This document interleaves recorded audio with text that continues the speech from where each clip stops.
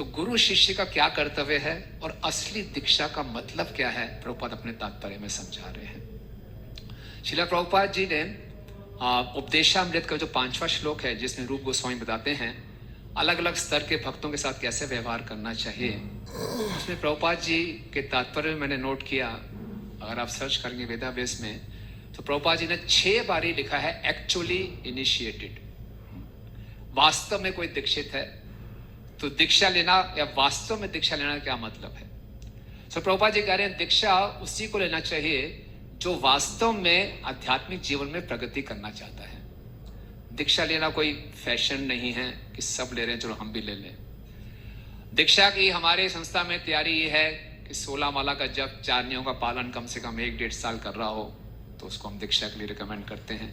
ये तो तैयारी है।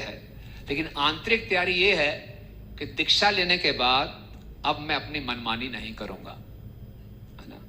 हरियश्वर ने अपनी मनमानी नहीं की, एक चेत सा। जहां मनमानी करने का स्कोप आता है वहां अलग अलग ओपिनियंस होते हैं, एक चेत सा नहीं हो सकते, है ना। आर ना करे मने आशा ना, तो कई आशाएं होती हैं जब मन में, तो एक ओपिनियन कैसे होगा, एक मत कैसे होगा। तो दीक्षा का असली अर्थ यह है कि अब से अपनी मनमानी नहीं, अब केवल गुरु के आदेश के अनुसार जीवन चलाऊंगा, है ना। और इसमें पक्का विश्वास होना चाहिए, तब हम दीक्षा का सही लाभ उठा पाएंगे। हम केवल आदर्श की बात कर रहे हैं। हरियश्वर का आदर्श चरित्र था, हम ऐसा क्यों नहीं कर पाते वो चर्चा करेंगे। ये कोई बहुत ही ऊंचे स्तर है, लेकिन वास्तव में दीक्षा प्रभुपाद करें, अगर वास्तव में दीक्षा ली है और अगर दीक्षा वास्तव में इस ढंग से पालन करते हैं तो उसका परिणाम क्या होगा, हम मिथ्या अहंकार से सही अहंकार की तरफ बढ़ेंगे।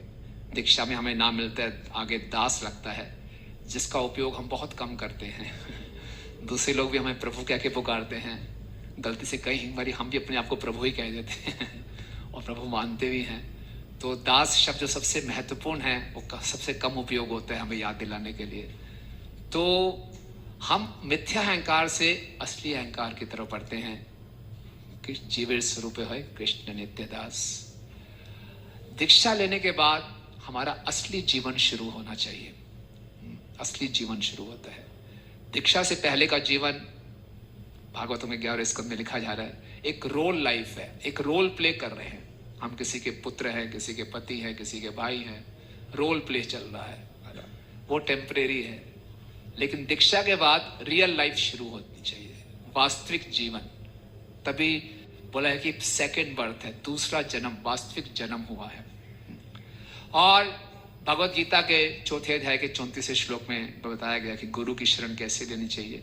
तद्विधि प्रणिपाते न परिपश्येन सेव्या उपदेक्षन्ति ते ज्ञानम ज्ञानिना तत्व दर्शिना। ऐसे गुरु की शरण ले जिसने सत्य के दर्शन किए हैं। जब ऐसे गुरु की हम वास्तविक शरण ले लेते हैं तो उसका अगला श्लोक क्या बताया गया है, यज ज्ञात्वा न पुनर्मोहम एवं यास्यसि पांडवा ये न भूतानि अशेषेण तक्षस्थित आत्मत्वमयि। अगर दीक्षा का हमने सही ढंग से लाभ उठाया है तो यज ज्ञात्वा न पुनर्मोहम, फिर दोबारा हम मोह में नहीं फंसेंगे, हर जीव को भगवान से संबंधित देख पाएंगे। यह अवस्था है भाव की। तो दीक्षा हमें श्रद्धा से, भजन क्रिया से भाव तक ले जाने के लिए है। तो ये पूरी विधि है, क्रमशः इसमें विकास होगा। तो अक्सर लोग कई बारी 16 माला जप भी कर रहे हैं, 4 नियम पालन भी कर रहे हैं, तो कहीं देखते हैं भक्त दीक्षा लेना नहीं चाहते, या कई बारी हम दीक्षा का पूरा लाभ नहीं उठा पाते। तो क्या कारण है? कोई कहना है, बताया जाएगा क्या कारण है? हमने देखा होगा कई भक्त हैं कई सालों से आ रहे हैं, 16 माला 4 नियम करते नहीं, दीक्षा नहीं, अभी नहीं। या फिर हमने भी दीक्षा ले ली, मैंने भी दीक्षा ले ली, लेकिन मैं पूरा लाभ नहीं उठा पा रहा इस विधि का। तो क्या मुख्य कारण हो सकता है? भौतिक इच्छाओं को त्यागना नहीं चाहते। हाँ, सिंसियरिटी कहीं है, भौतिक इच्छाओं को हंस प्रभु, इंडिपेंडेंस। यस प्रभु। अपराध, तो अपराध की मानसिकता शुरू होती है, इंडिपेंडेंस है, स्वतंत्र मानसिकता, है ना। तो आजकल जो कलयुग में वातावरण है, आधुनिक तथा कथित जो सभ्यता है, उसमें हर कोई स्वतंत्र रहना चाहता है ना, इंडिपेंडेंट होना चाहता है। जो हमारी इच्छा हम करें, जस्ट डू इट, ये हमारा स्लोगन रहता है अधिकांशतः बाहर की जगत में। और उसी जगत में हम भक्तों के समाज में आते हैं, दीक्षा भी ले लेते हैं, लेकिन वो मानसिकता चलती रहती है कि हम स्वतंत्र रहना चाहते हैं। और दीक्षा का अर्थ है एक बहुत गंभीर संबंध गुरु के साथ स्थापित करना। दीक्षा के माध्यम से गुरु परंपरा से संबंध बनता है, प्रामाणिक गुरु परंपरा के माध्यम से कृष्ण से संबंध स्थापित होता है। तो दीक्षा एक बहुत ही गंभीर विधि है, ये केवल एक औपचारिकता नहीं है, हृदय से हृदय का संबंध है।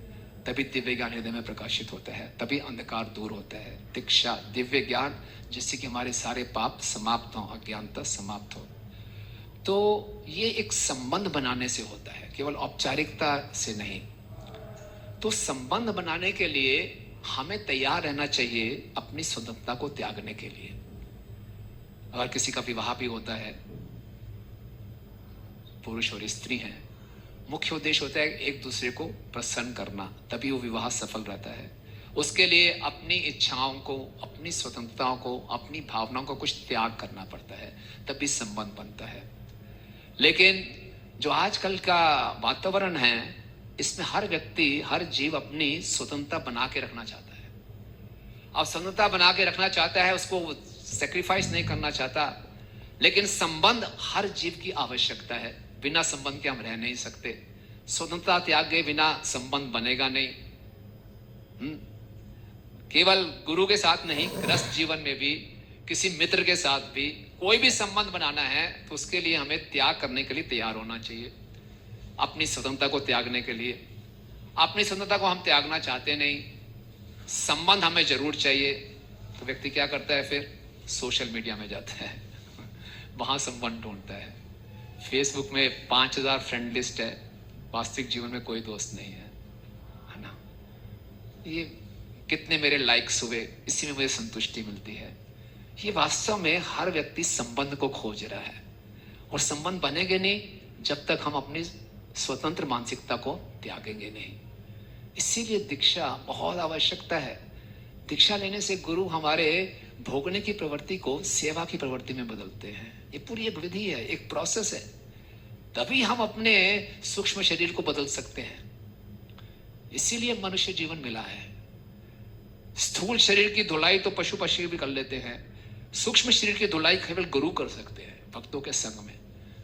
तो उसके लिए हमें अपनी स्वतंत्रता को त्यागने के लिए तैयार होना चाहिए। लेकिन आजकल के वातावरण में स्वतंत्रता को हम बना के रखना चाहते हैं, इसलिए गुरु से वो संबंध स्थापित नहीं हो पाते। तो हमें अपने अंदर वो बदलाव नजर नहीं आते, तो फिर बोलते हैं पता नहीं दीक्षा काम नहीं कर रही, चलो जी कहीं दूसरे मठ में चलते हैं, कहीं और चलते हैं ना। तो हमें अपने अंदर ये देखने की आवश्यकता है। दूसरा कारण जो दीक्षा प्रभावशाली हमारे जीवन में नहीं होती, या लोग दीक्षा नहीं लेना चाहते, कि दीक्षा लेने के बाद भी हमें अपने इस संबंध में मेरा क्या रोल है, इसकी स्पष्टता नहीं होती, क्लैरिटी नहीं होती। क्योंकि कोई वर्णाश्रम है नहीं, स्वरूप तो दूर की बात है, मुझे अपना स्वभाव भी नहीं मालूम कि मेरा स्वभाव क्या है, मैं कैसे गुरु की सेवा कर सकता हूं। तो इसमें क्या होता है, जब मुझे अपने स्वभाव की स्पष्टता नहीं है, तो जैसा मेरा मन ना चाहता है मैं वैसे नाचता हूं। कई बार हम देखते हैं भक्तों में ये समस्या रहती है, किसी भी सेवा में वो फिट नहीं हो पाते। ये नहीं, थोड़ी देर बाद फिर बदलना, फिर बदलना, फिर बदलना, किसी भी सेवा में मन नहीं लग रहा, क्योंकि उसे मालूम है नहीं कि मेरा स्वभाव क्या है। तो जब हम सेवा ही नहीं करेंगे तो गुरु के साथ संबंध कैसे होंगे।